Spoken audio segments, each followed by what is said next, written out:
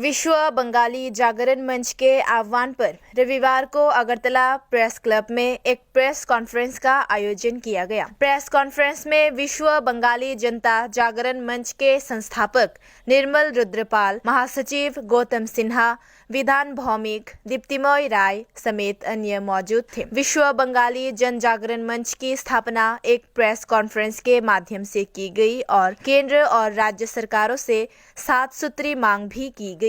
मांगों के बीच नेताजी सुभाष चंद्र बोस को भारत रत्न से सम्मानित किया जाना चाहिए और कल्याणपुर बाजार कॉलोनी में 1980 और 1997 में हुए दंगे की उचित जांच होनी चाहिए और सजा दी जानी चाहिए।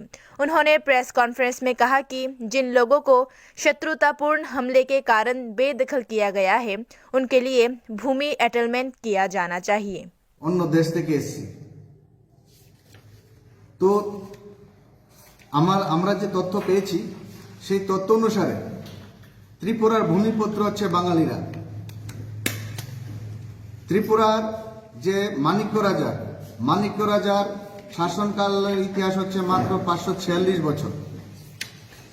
প্রায় 1400 সনে তারা ত্রিপুরায় ঢুকেছে এবং ত্রিপুরার রাজপাট তারা হাতে নিয়েছে। আমাদের প্রশ্ন যে 1400 সনের আগে 546 বছর আগে এখানকার ভূমিপুত্র কে ছিল?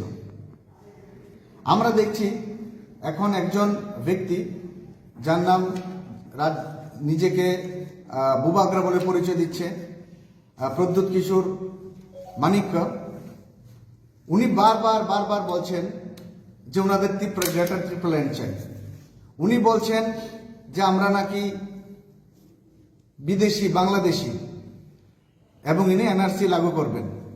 আমরা আমাদের সংগঠনের পক্ষ থেকে বাঙালিদের স্বার্থে আমরা তার প্রত্যেকটা স্টেটমেন্টকে আমরা নিন্দা জানাই। এই ধরনের জাতিবিদ্বেষ স্টেটমেন্ট, এই ধরনের জাতিবিদ্বেষ কথাবার্তা এটা মেনে নেওয়া যায় না। উনি বাংলাও বুঝেন না, উনি ককবরকও বুঝেন না, উনি হিন্দি ভালো বুঝেন। তো আমি ওনাকে ওনার ভাষায় কয়েকটা কথা প্রশ্ন করতে